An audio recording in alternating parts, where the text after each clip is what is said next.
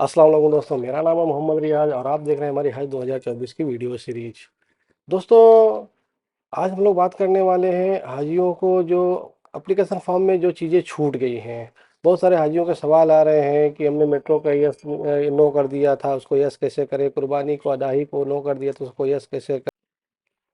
और अगर हमको जो है कि अपने एप्लीकेशन में से किसी को कैंसिल करना है किसी रीजन से तो उसको कैसे करें।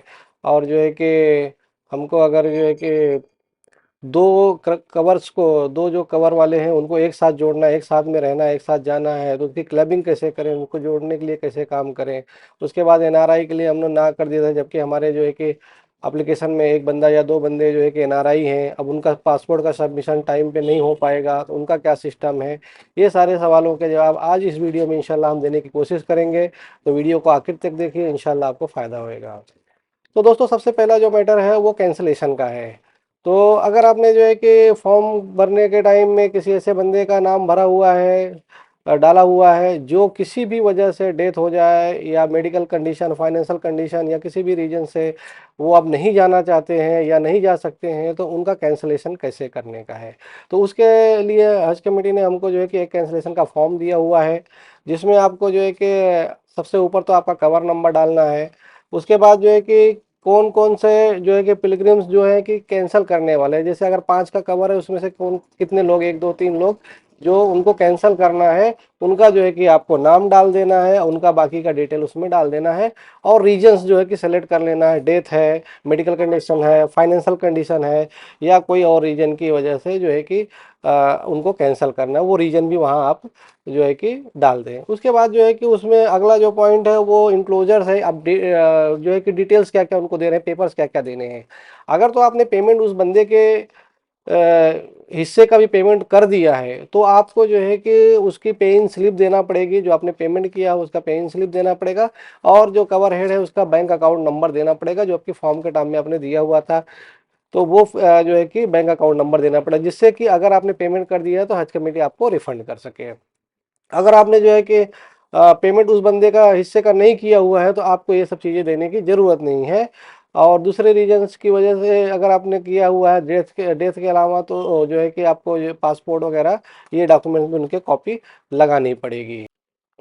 उसके बाद वहाँ पे जो है कि सिग्नेचर का पॉइंट आता है, उसमें जो है कि जितने लोग हैं, एक दो तीन चार पाँच जितने लोग हैं, सभी कवर मेंबर्स को जो है कि वहाँ पे साइन करना पड़ेगा। तो सब लोगों का वहाँ आप साइन लेके, ये डॉक्यूमेंट्स लेके, और जो है कि ये आप स्टेट हज कमेटी को आप जो है कि अपना इसको जमा कर दीजिए, वहाँ पे सबमिट करवा दीजिए।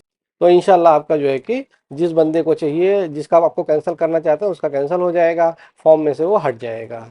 तो दूसरा जो सवाल है वो है कि दो लोग अलग अलग जा रहे हैं, रिश्तेदार हैं, दोस्त हैं, यार हैं, उनको मालूम पड़ा कि ये बंदा भी, पहले मालूम नहीं था कि ये भी हज पे जा रहे हैं और हम भी हज पे जा रहे हैं, या मालूम भी था, तो अब उनका ये प्लान है कि हम लोग वहाँ पे हज पे साथ में रहना चाहते हैं, साथ में जाएं, साथ में आए और साथ में रहें, जिससे कि एक दूसरे को सपोर्ट कर सकें। तो इसके लिए जो है कि हज कमेटी ने एक फॉर्म निकाला हुआ है जिसको बोलते हैं क्लबिंग ऑफ कवर्स। तो वो क्लबिंग ऑफ कवर्स जो होता है वो कैसा होता है उसके बारे में हम लोग देख लेते हैं।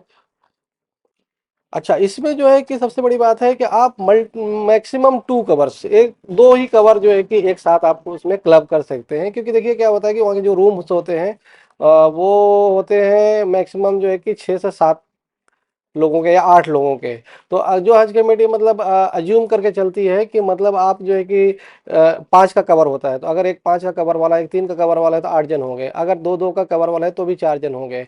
तो इसीलिए मतलब उसकी पॉसिबिलिटी के हिसाब से कि रूम उससे ज़्यादा नहीं मिल सकते हैं, अगर 5 5 के हुए तो 10 के रूम, या 4 4 हुए तो 8 के, उससे बड़े रूम नहीं मिल सकते हैं। तो इसलिए क्लबिंग जो है कि 2 कवर्स वालों को ही अलाउड है। तो आप जो है कि उसमें भी कई चीज़ें हैं, जैसे कि आपको सेम इम्बार्केशन पॉइंट वाला बंदा होना चाहिए, सेम स्टेट का बंदा होना चाहिए, तभी आपको क्लबिंग दी जा सकती है। अगर आप दूसरे स्टेट से जा रहे हैं तो आपका फ्लाइट अलग रहेगा, आपका जो है कि बिल्डिंग अलग रहेगी, एरिया अलग रहेगा, तो आपको क्लबिंग दी नहीं जा सकती है, वो मतलब मैनेजेबल नहीं है, हज कमेटी उसको मैनेज नहीं कर पाएगी। तो इसमें जो है कि सबसे पहले आपको जो है कि दोनों जो जो अप्लाई करने वाले बंदे हैं, दोनों जन के जो है कि नाम वगैरह डाल देना है कवर हेड के।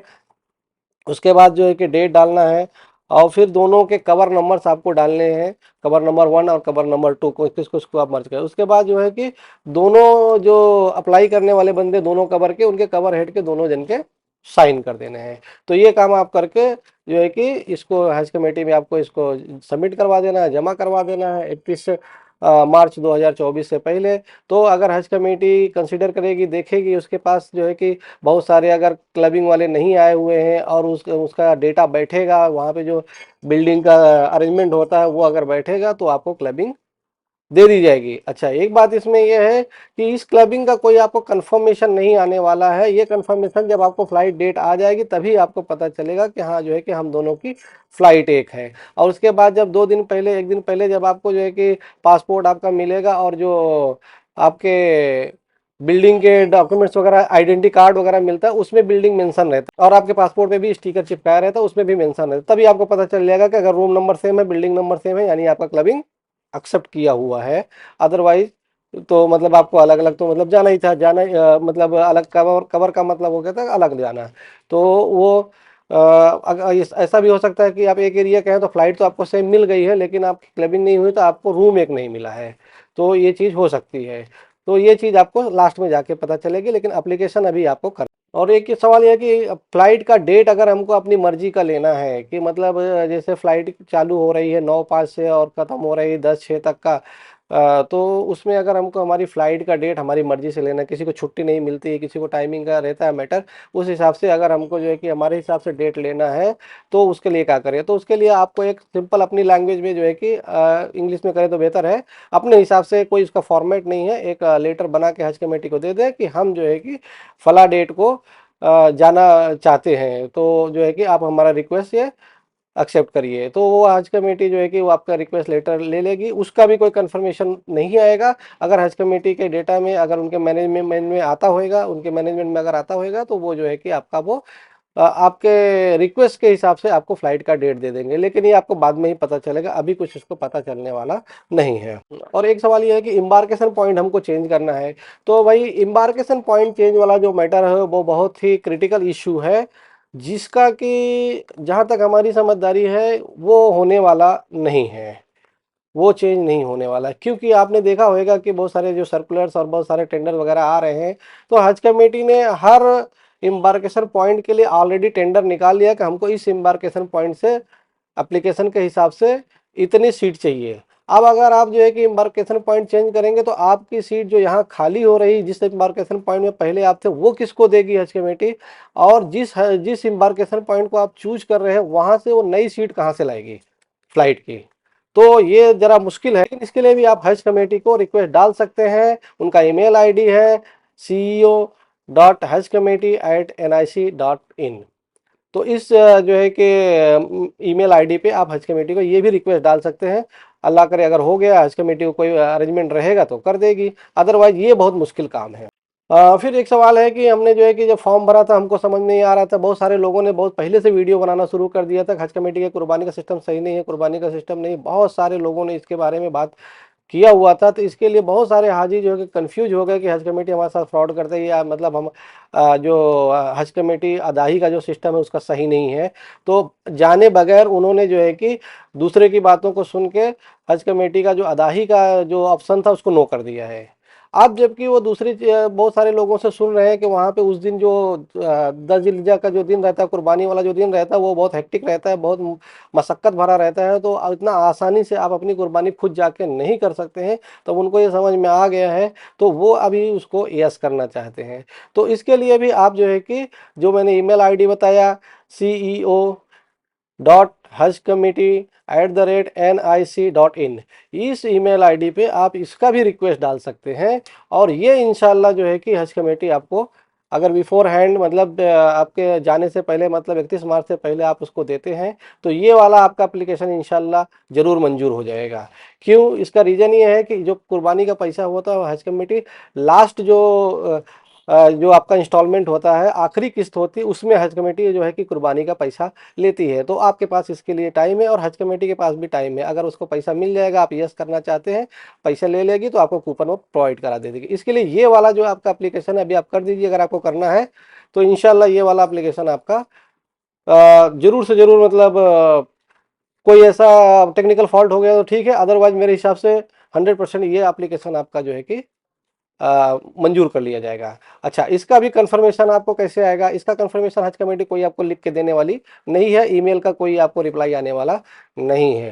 तो इसका जो है कि लेकिन आपको पता चल जाएगा। इसका पता ऐसा चलेगा कि आपको जो आपका फॉर्म है ऑनलाइन जो आप देखते हैं हज कमेटी के साइट पे, वहाँ पे वो दिखाने लगेगा, यस दिखाने लगेगा। जो अभी नो दिखा रहा है वहाँ पे यस दिखाने लगेगा। और जब टाइम आएगा फाइनल इंस्टॉलमेंट का, उसमें आपको आदाही का पैसा जुड़ के आएगा। वो आदाही का पैसा अलग कॉलम में दिखाता है आपको कि इतना पैसा लिया जा रहा है, तो वो आपको वहाँ दिखाने लगेगा। तो आप कंफर्म हो गए कि मेरा हज कमेटी के थ्रू जो कुर्बानी करना है वो एक्सेप्ट हो गया है। ये चीज़ आपको वहाँ दिख जाएगी। फिर एक है कि मेट्रो के लिए बहुत लोग कंफ्यूज थे, समझ में नहीं पा रहे थे कि मेट्रो क्या होता है। जो मीना अरफात मुजदलफा में जाना रहता वो मेट्रो है, कि जो लोकल ट्रेवलिंग के लिए मेट्रो है वो है। तो इसमें जो मीना अरफात मुजदलफा वाला मेट्रो है वही है हमारे हिसाब से। और इसके लिए जो है ना हज कमेटी जो यस नो का जो सिस्टम है उस पर ज़्यादा डिपेंड नहीं करती है। उस टाइम पे मुअल्लिम जो रहेगा, अगर उसके पास जो है कि जो टिकट्स अवेलेबल रहेंगी, क्योंकि वहाँ का मैनेजमेंट वो लोग करते हैं मेट्रो का, तो वो दे दिया जाएगा। और अगर आप मेट्रो का आपको टिकट नहीं दिया गया जो कि हज कमेटी के रिकॉर्ड में है, तो उसका पैसा आपको रिफंड कर देगी हज कमेटी हज के काफ़ी दिनों के बाद। तो इसका भी लेकिन आप वही लेटर आप जो है कि ceo.hajcommittee@nic.in पे इन पे जो है कि इसका भी रिक्वेस्ट डाल दीजिए। और ये भी जो है कि आपके फॉर्म में अपडेट होगा। ये कहीं पे आपको जो है कि कंफर्मेशन नहीं आएगा, फॉर्म में यस दिखने लगेगा इंशाल्लाह। फिर एक सवाल है कि जो एनआरआई कोई एप्लीकेशन करने के टाइम उनको आइडिया नहीं था कि एनआरआई का यस करना नो करना है, इसका क्या मैटर मतलब होता है, तो उन्होंने जो है कि एनआरआई को नो किया हुआ है सबके लिए। क्योंकि एक्चुअली जो है कि एक कवर में मोस्टली लोग जो है कि इंडियन होते हैं और एक आध दो लोग जो है कि एनआरआई होते हैं उसमें से। तो उन्होंने सबको नो कर दिया, जो एक्चुअली एनआरआई बंदा है उसके लिए भी नो कर दिया है। अब उसका देखो मसला एनआरआई में तो ऐसा कोई प्रॉब्लम नहीं है, लेकिन एनआरआई का जो एक बड़ा मसला है वो है पासपोर्ट सबमिशन का। तो एनआरआई वालों को जो है कि पासपोर्ट सबमिशन का डेट आगे का दिया हुआ है 24 अप्रैल 2024 तक का। बाकी लोगों को 19 फरवरी 2024 तक आपको जिनका सिलेक्शन हो गया, पेमेंट हो गया, उनको जमा करना है। तो जो है कि अब अगर एनआरआई का आपका एप्लीकेशन नहीं हुआ होगा, गवर्नमेंट या हज कमेटी जो है कि आपको एनआरआई नहीं समझती है, तो आपको भी 19 तारीख तक ही आपका पासपोर्ट जमा करना है। लेकिन अगर वो एनआरआई हैं, विदेश में रह रहे हैं, वहाँ जॉब कर रहे हैं, उनको आना हज के टाइम है, तो उनके लिए ये तकलीफ होगी, हज पासपोर्ट वो जमा नहीं करा पाएंगे। तो आप जो है कि आप भी अपने लैंग्वेज में, अपने इंग्लिश में जैसा भी बनता है उस तरह का एक रिक्वेस्ट डाल के कि हमको जो है कि मैं एनआरआई हूँ, मैंने नहीं किया था, अब इसको यस करना है, और मेरे को पासपोर्ट जो है कि एनआरआई का जो पासपोर्ट सबमिशन डेट है 24 अप्रैल तक, उस डेट में जो है कि मुझे सबमिट करना है। तो इंशाल्लाह ये भी हज कमेटी अपडेट कर देगी। तो ये चीज़ लेकिन आप जल्दी करिए, 19 तारीख तो आने वाली है, उससे पहले आप ये कर दीजिए।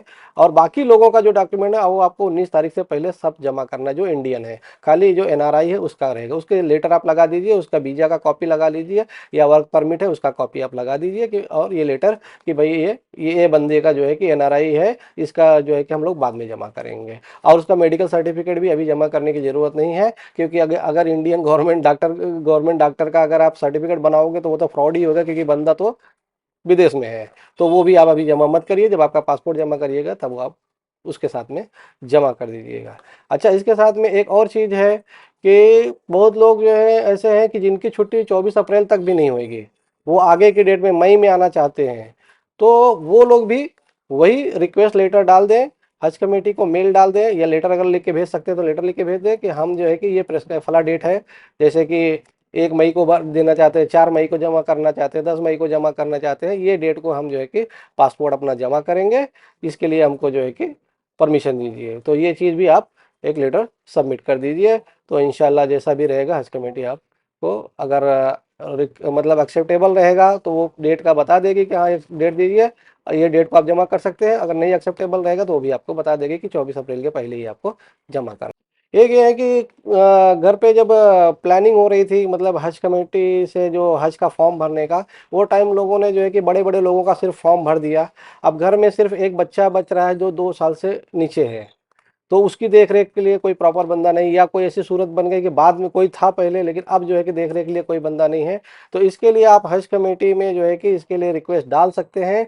तो इंशाल्लाह अगर 2 साल से नीचे है बंदा, तो उसका जो है बच्चा अगर 2 साल से नीचे है तो उसका आप कवर के साथ में एप्लीकेशन मंजूर कर लिया जाएगा अभी भी इंशाल्लाह। तो आप जो है कि ये कवर में जो है कि ये कवर का पूरा डिटेल डाल के ये लेटर आप जो है कि सबमिट कर दीजिए। और अगर जब आपको जो है कि हज कमेटी से आ जाएगा परमिशन कि हाँ मतलब इसका एप्लीकेशन हो जाएगा, वो लोग खुद ही अपडेट करेंगे। अब तो आप परमिशन आप यहाँ से जो है कि एप्लीकेशन में कुछ कर नहीं सकते हैं, तो वो अगर आपको आ जाएगा तो आप पेमेंट वगैरह उसका कर सकते। एक ये है कि पहले जो है कि हज कमेटी महरम वाली जो औरतें रहती थी उनके लिए कुछ सीट्स जो है कि रिजर्व रखती थी और जिसको बाद में डिक्लेयर करती थी। तो पिछले साल तो ये नहीं था, लेकिन इस साल जो है कि हज कमेटी ने 500 सीट जो है कि इस बार भी कोटा जब दिया था उसने, तो उसमें दिखाया हुआ कि 500 सीट वो रिजर्व्ड है, तो वो रखा हुआ है। तो उसमें कैसा है कि अगर आपके घर में मतलब भाई जा रहा है, बाप जा रहा है और माँ जा रही है, तो इस तरह से अगर जो है कि 3 जन जा रहे हैं और एक बहन छूट रही है, और अगर मतलब वो अभी नहीं जाएगी तो उसका कोई जो है कि महरम नहीं है जिसके साथ नेक्स्ट ईयर वो जा सकती है। तो ऐसी कंडीशन में जिनके महरम नहीं है और जिसके जिसके महरम जा रहे हैं हज पे, उनका सिलेक्शन हो गया है, समझ लीजिए कि अगर मतलब मैंने जो है कि एप्लीकेशन किया हुआ है और मैंने मेरी वाइफ का एप्लीकेशन नहीं किया हुआ है, और अब मेरा प्लानिंग हो गया है कि मतलब चलो ठीक है, पैसे का कुछ इशू था या कोई इशू था, मैं उसको भी लेके जा सकूँ क्योंकि मैं उसका महरम हूँ, अब उसके पास कोई दूसरा महरम नहीं है, तो मैं इसके लिए जो है कि अप्लाई वो कर सकती है उसको कि मतलब कि मुझे जो है कि इस ग्रुप में जाना, इस कवर के साथ में जाना, मेरे महरम इसके साथ में जा रहे हैं। तो इसका लेकिन अभी जो है कि एप्लीकेशन चालू नहीं हुआ है। इंशाल्लाह हज कमेटी इसका सर्कुलर लाएगी और उसका कैसा एप्लीकेशन करना है उसका डिटेल हज कमेटी खुद देगी, उसमें टाइम लगने वाला है। और मतलब ये सब पेमेंट वगैरह का काफ़ी प्रोसेस होने के बाद होएगा ये। तो इसके लिए ये 500 लोग जो हैं उनका जो है कि सिलेक्शन किया जाएगा, 500 सीट इसके लिए है। अगर पूरे इंडिया से सिर्फ 500 ऐसे महरम वाली जो है कि सीट्स का एप्लीकेशन होता है, सबके सब सिलेक्ट कर लिए जाएंगे इंशाल्लाह। लेकिन अगर 500 से ज़्यादा सीट्स जो है कि आ जाती हैं एप्लीकेशन ऐसे महरम वाली औरतों का, तो उनका जो है कि कुर्रा हो गया, तो 500 लोगों को लेके बाकी लोगों को छोड़ दिया जाएगा। और एक सवाल ये था कि व्हील चेयर का क्या किया जाए, क्या उसको हज कमेटी से अप्लाई किया जा सकता है, कि उसको कैसे लेके जाना है या क्या वहाँ पे सिस्टम है उसके बारे में। तो देखिए यहाँ से आप अगर मतलब ज़रूरी है तो आप खुद खरीद के लेके जाइए, अदरवाइज जो है कि आप वहाँ पे मक्का में आपको व्हील चेयर के 2 रास्ते हैं। एक तो सफ़ा मरवा के पास एक ऑफिस है जहाँ से आप पेपर वगैरह दे के रिक्वेस्ट दे के जो है कि व्हील चेयर ले सकते हैं वहाँ पे। दूसरा यह है कि जो हज कमेटी के ऑफिसेज होते हैं, ब्रांच ऑफिसेज होते हैं, मेडिकल सेंटर जो उनके होते हैं, एडमिनिस्ट्रेटिव जहाँ पे ऑफिस होता है, वहाँ पे भी मोअल्लिम की तरफ से और हज कमेटी की तरफ से कुछ व्हील चेयर्स जो है कि प्रोवाइड की जाती रहती हैं। तो वहाँ भी आप अपना जो शिनाख्ती कार्ड होता है, आईडी कार्ड होता है, उसको लेके चले जाइए और आप अपनी जेन्युइन प्रॉब्लम आपको दिखानी पड़ेगी। जो हाजी जिसको प्रॉब्लम है उसका प्रॉब्लम मतलब मेडिकल कंडीशन और उसका जो वीकनेस वाला जो प्रॉब्लम है उसको आपको उनको दिखाना पड़ेगा। तो वो अगर आप दिखाएंगे तो अगर उनको प्रॉपर लगा कि हाँ जेन्युइन है, तो आप वहाँ से जो है कि व्हील चेयर ये कर सकते हैं, रिक्वेस्ट कर सकते हैं और वहाँ से ले सकते हैं। और ये जो व्हील चेयर होएगा जो हज कमेटी के ऑफिस से आपको मिलेगा, मोअल्लिम के ऑफिस से मिलेगा, उसको आप जो है कि थ्रू आउट हज जब तक मक्का में रहते हैं आप कहीं भी लेके आ जा सकते हैं, उसकी जिम्मेदारी आपकी है। और लेकिन उसका ये है कि जब आप आने लगेंगे तो उसको ले जाके उसको वापस से जमा करना पड़ेगा अच्छी हालत में। उसमें जो है कि पहले के सालों में जो है कि व्हील चेयर के लिए लोग मोअल्लिम के जो बंदे रहते थे वो 100 रियाल तक जो है कि डिपॉजिट लेते थे, और बाद में जब आप जमा करते थे अगर उसमें कोई नुकसान नहीं हुआ है तो आपका पूरा का पूरा पैसा 100 रियाल रिटर्न कर दिया जाता था जब आप जो है कि आपका व्हील चेयर वापस देते थे। तो इस साल पैसा ले रहे हैं नहीं ले रहे हैं इसके बारे में जानकारी नहीं है, ये हज कमेटी मतलब जब हज का ज़माना आ जाएगा तभी इंशाल्लाह अपने को मालूम पड़ेगा। तो दोस्तों ये थे हाजियों के कुछ सवाल, उसके बारे में क्लियरिफिकेशन हमने दे दिया, उनके जो शक थे और जो उनके कन्फ्यूजन्स थे उसको दूर करके हमने कोशिश की है। तो आज के लिए बस इतना ही। वीडियो को लाइक करें, शेयर करें और चैनल को ज़रूर से ज़रूर सब्सक्राइब कर लें और हमारे व्हाट्सएप ग्रुप को ज्वाइन कर लें जिसमें आप सवाल करके डायरेक्ट जवाब जो कि पा सकते हैं। तो हमें दीजिए इजाज़त। अस्सलाम वालेकुम।